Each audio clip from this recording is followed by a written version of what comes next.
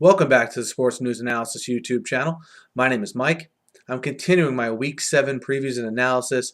This video is for the game between the Green Bay Packers and the Cleveland Browns. It'll be played in Lambeau. Green Bay coming off a very impressive road win last week, 19-17 at Baltimore. The Browns coming off of a disappointing home loss, 31-17 to the Lions to run their record to 3-3.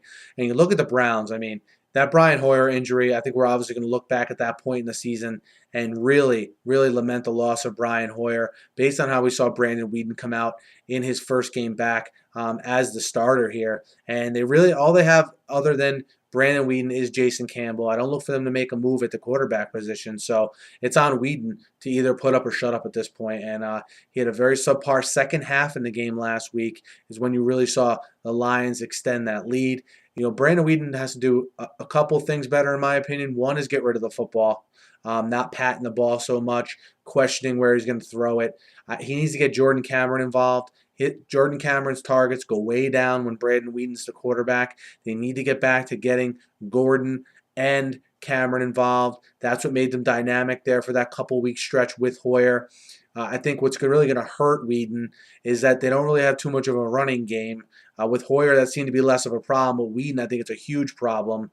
And I don't look for them to be able to run the ball that well against a Green Bay defense that was played very well versus the run last week without Brad Jones and Clay Matthews at the linebacker spot. And that Green Bay defense has also been playing well in the back end. So I worry about Weeden being turnover prone against them as well. The one good thing that Cleveland has is a good defense. And I don't know if it's possible that defense, though, was sort of brought down a level by the presence of Weeden too.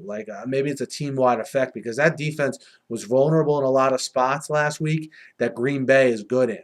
Jermichael Finley, can he do what Joseph Fourier and Brandon Pettigrew were able to do last week versus that Cleveland defense? And, the running game of the Packers has gotten a lot better. And when you come off Reggie Bush averaging 4.5 yards per carry, I like, Eddie Lacy's chances to get going in this game as well. And, if the Browns have one thing going for them, it's maybe that Randall Cobb and James Jones will be banged up for this game. But still, they still have to contend with Jordy Nelson. And if, Cobb and Jones should play depending on their health status. But, the good thing about the Packers this year, again, they're dual threat. They have the running attack to go along with the passing attack, to go along with the defense that's under the radar, played very well this year. Again, and they're without Clay Matthews for a month here. And, obviously Green Bay's at home. They tend to fly around a little more at home, turn the ball over a little bit more at home. And again, I really like what I see, that this team's able to win some games here when maybe Aaron Rodgers didn't play his best last week, but they're still able to figure out how to win a tough game on the road, with guys getting injured. And they did that by stopping the run and running the football, which I think is going to be the remedy for success this week as well. And I like the Packers -11 at home to not only run the ball and stop the run, but to force Brandon Weeden turnovers and turn this one into at least a 2-touchdown win. Guys, let me know what you think of this game. Hit me up in the YouTube channel, YouTube comments. Hit me up on Twitter at @SNewsAnalysis. Be sure to subscribe to my channel. I preview and recap every game every week. And join us in the comments, guys. We're always talking in the comments. Thanks again for listening, and have a great night.